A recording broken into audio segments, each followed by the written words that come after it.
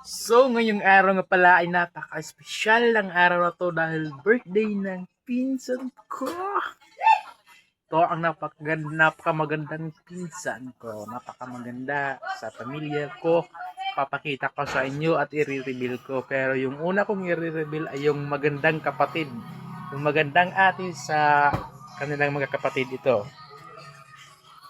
Yan yung napakamagandang kapatid at ate ng birthday girl. Man, tingnan nyo. Oo! So, ngayon naman ay papakita ko sa inyo yung birthday girl dito sa amin. Siya si Jeannie Angay-Angay at nag-iisang magandang angay-angay.